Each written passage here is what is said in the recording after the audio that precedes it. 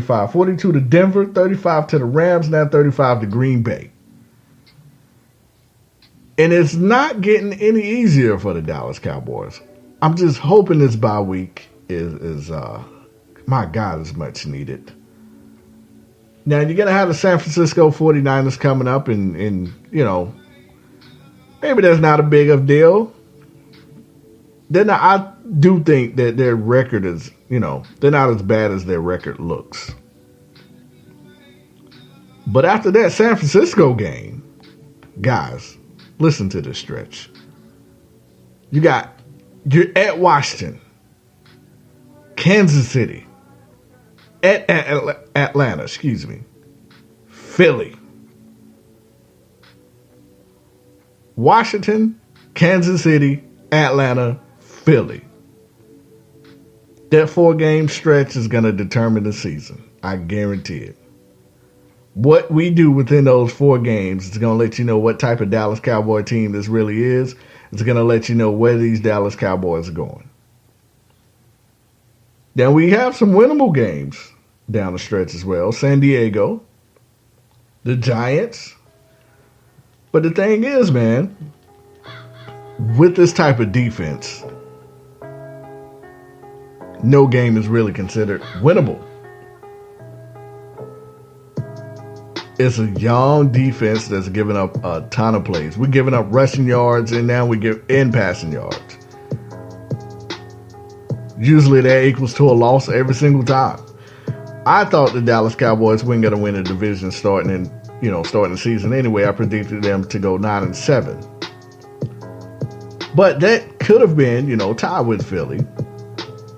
Philly is looking real good. But Philly looked real good last year as well, guys. And didn't end the season like they should have. So, as a Cowboy fan, we can only sit here and hope and pray that's going to be the case this year as well. But we just got to get our stuff together. And guys, we don't even know what is going on with Zeke. We lose Zeke Elliott, we're screwed. Say what you want about Morris, say what you want about McFadden. If we lose Zeke within this stretch, it's going to be tough sledding for the Dallas Cowboys. So you got that issue. You got an idiot for a head coach that doesn't know anything. He's an idiot. Argue with me all you want to. I don't really care. I look at facts. I look at statistics. I look at film. All 3 of those shows that this clown has no clue about management whatsoever. And if you have that as the leader of your football team, you're destined for failure. I honestly believe that this team has all the talent in the world. Last year, they actually had an opportunity to go to the Super Bowl, in my opinion. I thought we were unstoppable. But you have a redhead idiot that's going to stop that team from progressing. It's not going to happen. Name one team that let go their entire secondary and replaced them with rookies and unproven bums like Jeff Heath that improved the next season. Name one. Wow, that was loud. Okay, sorry about that, guys. Back to it. But name one. I can't think of one whatsoever. So this team is not only dealing with injuries, they're dealing with distractions, which is not helping the cause as well. You got Zeke Elliott. You don't know what's going on with this situation. You had a couple of players, even the other DB, even though he beat the case, Jordan Lewis. But now, more importantly, you have this situation with players taking a knee. Is it good? Is it not good? Are we going to sit? Are we not going to stand? All this mumbo jumbo. Well, Jerry Jones came out yesterday and definitively said, you take a knee, you won't play. Period. Jerry Jones was, I believe, the only owner Donald Trump was able to get in contact with. Said he called him about 4 or 5 times before they decided to do that whack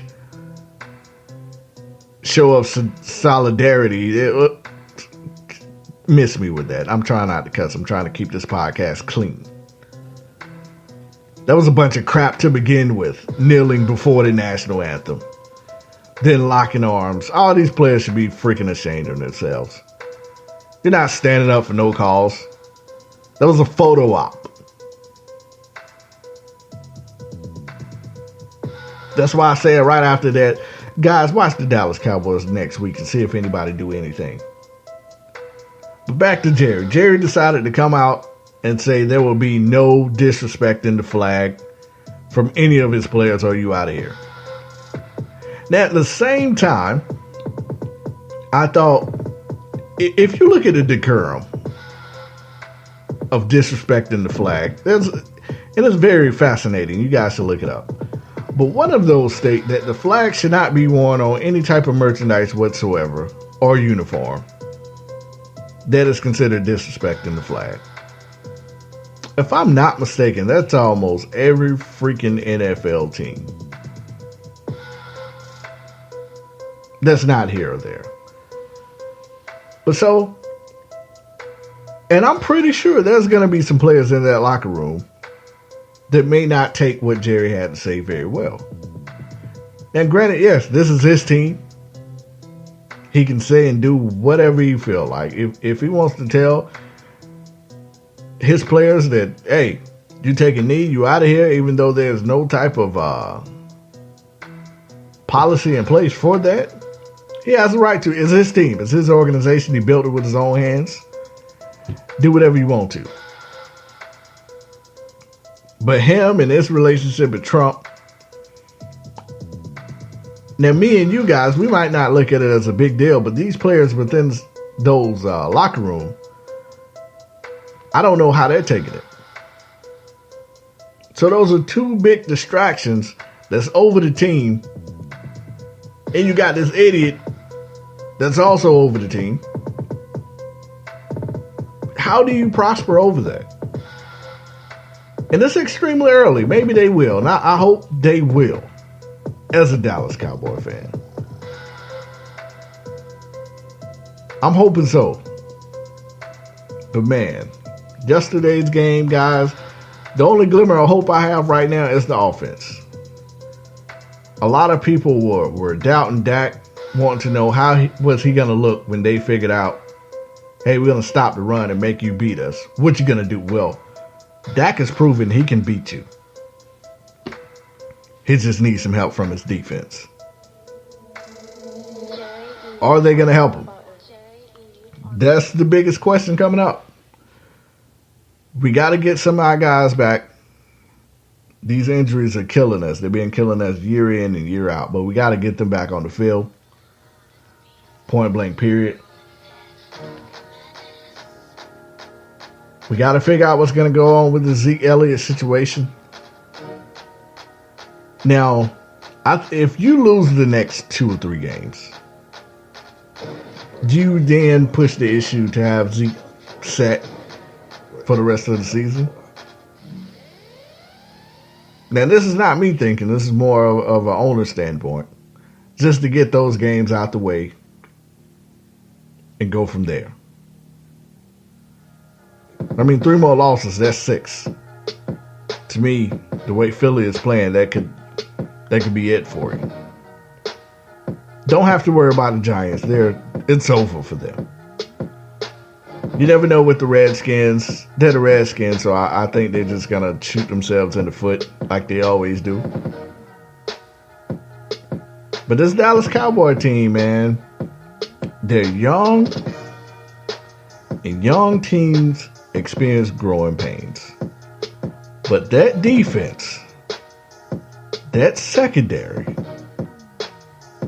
even with the improved pass rush, man, we got David Irvin back. Even the other defensive end, DeMarcus is balling right now. DeMarcus is looking like the best DN in the league at this point. But if we got to get something out of Nolan Carroll, we got to get something out of Jeff Heath. Jones to me is not a safety. He's more of a cornerback, but we have him at safety anyway. We get nothing out of our special teams at this particular time. Dash through, 5 games in, has 264 yards receiving. That is your star receiver. So during this bye week, Dallas Cowboys, I just urge you guys to look in the mirror, put on your damn man pants and get to work.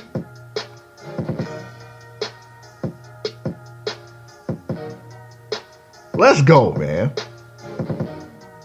To me, this team is better than 2-3. You just got to execute. Play 4 freaking quarters. You're not going to beat a good team in the first half. That Denver game, hey man, games like that come and go. But you could easily beat the Rams. And you had Green Bay beat. But you're not finding a way to close out of games. And to me, that is coaching. So Cowboy fans, I urge you guys, don't jump ship. It's not over. Just somebody got to call them out. ESPN won't. They too busy stroking egos, chucking it up with Jerry. I don't give a crap. I'm going to call you out. Right now, you guys playing soft defense. O-line, supposed to be the best offensive line in the game. Dak is getting killed. Step it up. Zeke, stop running into the offensive line and look for the hole. Dez, act like you are a top receiver. Terrence Williams, act like you are a receiver. Bryce, can I get a full game out of you? Jason Wynn, I have no complaints about you. Thank you for everything you've done. Lyle Collins, you wanted this position. You wanted to be a starting tackle. Work on your footwork. Your footwork is terrible right now. You're getting beat. You're also getting truck stick. I saw Lyle, as big as Lyle is, get bowled over numerous times in that Green Bay game. Jeff Heath, you should not be in the NFL whatsoever. You should not be a starting safety, but not even that, you shouldn't be starting in the NFL. Period. Cheeto, just get healthy, my man. I got a lot of faith in you. Scandrick, stay healthy, my man. Sean Lee, we need you back, baby. Defense is struggling. Welcome back, Hitchens. Jalen Smith, I am so proud of you. We just got to work on your footwork. I know that's not your problem. That's going to come with more repetitions, and as soon as you start gaining more strength into that leg, that's going to come around.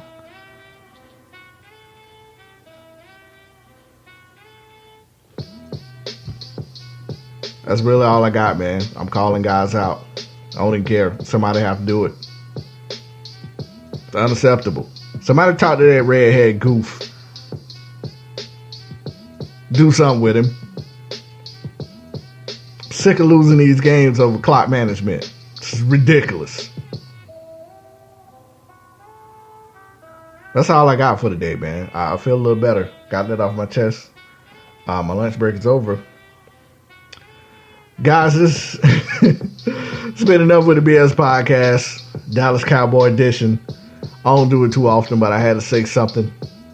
Had to get something out there for the listener. Hope you guys enjoyed it. Me and Josh going to be back next week. We're going to go back to having fun. Chucking it up. NBA preview. It's going to be awesome. Going to break down the entire NBA. Eastern Conference, Western Conference, the new All-Star game, all of these new trades, biggest news, acquisitions.